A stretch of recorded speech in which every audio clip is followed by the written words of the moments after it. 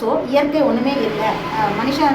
மனிதனுடைய மனித சக்தி பெரிய சக்தி. ஆனால் மனித சக்தி எங்கேருந்து வந்து இயற்கை கிட்டேருந்து வந்து அந்த இயற்கையை புறக்கணிச்சிட்டு மனித சக்தியை தவறான வழிகளை கொண்டு போகும்போது அடிப்படையான மனித சக்தி எதுக்காக இந்த மனித சக்தியை இந்த இயற்கையை உயர்த்திச்சோ அதுலேருந்து நகர்ந்து.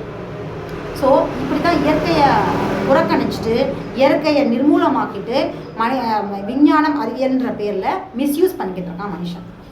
ஆனால் அக்குபஞ்சர் இப்படி வந்து சித்த மருத்துவம் ஆயுர்வேதமும் இன்றைக்கி மனிதனுடைய அதாவது ஆங்கில மருத்துவத்துடைய ஆதிக்கத்தினாலையும் ரசாயனம் அப்படிங்கிற ஒரு சில கலப்புகள் வந்து கொண்டு வந்ததுனால சித்த மருத்துவங்களும் ஆயுர்வேத மருத்துவங்களும் வந்து அழிஞ்சு போச்சு இல்லையா.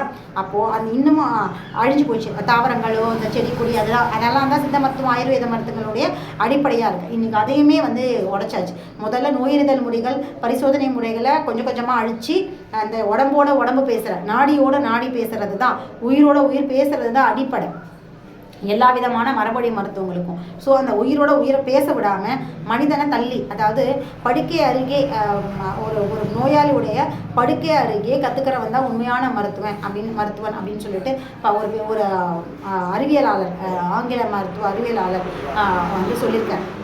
ஸோ அப்படி உடம்போட உயிரோட உயிர் பேசிட்டு இருந்த முதல் தன்மையை பிரித்தான். அந்த நோயறிதல் முறையை விளக்கிட்டான். அடுத்த ஸ்டெப்பான இந்த மரபொழி மருத்துவங்களோட அடுத்த ஸ்டெப்பான ஏன்னா எல்லா தொன் மருத்துவங்களுமே அக்குபஞ்சர் பர்மா இது இல்லாத மற்ற எல்லாமே மருந்து சார்ந்த மருத்துவங்கள் தான் இல்லையா. ஸோ மருந்துனா இயற்கை கிட்டது தான் செடி கொடி தாவரங்கள் இது கிட்டது தான் மருந்துகளை தயாரிச்சுட்டு இருந்தாங்க தொன் மருத்துவங்கள் எல்லாமே. ஸோ அதையுமே அழிக்கணும்.